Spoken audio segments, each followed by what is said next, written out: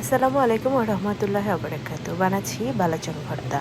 তো সাথে নিচ্ছি হচ্ছে পেঁয়াজ, শুকনা মরিচ। আমি শুকনা মরিচ আগে থেকে একটু তেলে রেখে দিই শুকনো খোলায়।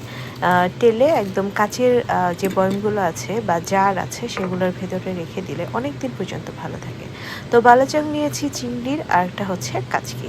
এগুলো সাধারণত বাহিরে কিনতে পাওয়া যায় বিভিন্ন সুপার মার্কেটে, বা আমাদের বাংলাদেশি যে শপগুলো আছে, কিছু পাকিস্তানি শপেও এগুলো পাওয়া যায়। তো আমি সেখান থেকেই কিনে নিয়ে আসছি। তো এখন যা করছি, মরিচটাকে ভালো করে চটকে নিচ্ছি অনেক ভালো করে। আর আমি একটু ঝাল খেতে পছন্দ করি, এতদিনে আপনারা বুঝতে পেরেছেন। তো একটু ঝাল ঝাল হবে ভর্তাটা।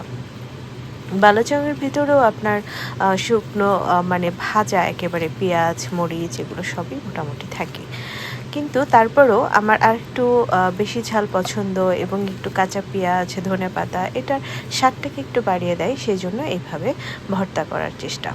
তো এর আগেও আমি খেয়েছি, আমার কাছে ভালোই লাগে। আপনারা যারা খাননি তারা এইভাবে করে দেখবেন, খেয়ে দেখবেন, অনেক মজা। স্পেশালি যদি পাতলা খিচুড়ি হয় তার সাথে এটা অসাধারণ জমে যায়। তো যেহেতু আমার দুই ছেলে ঝাল পছন্দ করে না, তাই খিচুড়ি বা পোলাওতে আমি ঝাল দিতে পারি না। আর আমি যেহেতু ঝাল খাই, সেজন্য আমার আসলে এই ভর্তাটা ছাড়া খিচুড়ি একদম জমে না। তো এখন সব বালাচাওগুলো দিয়ে একসাথে দিয়ে দেখতেই পাচ্ছেন আমার বালাচাও প্রায় শেষ হয়ে গেছে, তো আবার আনতে হবে। তো এই যে আমি ভালো করে চটকে নিচ্ছি, পেঁয়াজ থেকে যে রসটা বের হচ্ছে সেই রসের ভিতরেই এটা সুন্দর করে ভর্তা হয়ে যাবে। এই তো একেবারে রেডি হয়ে গেছে আমার বালাচাও। এখন আমি মজা করে খাবো। ভালো থাকবেন সবাই। আসসালামু আলাইকুম।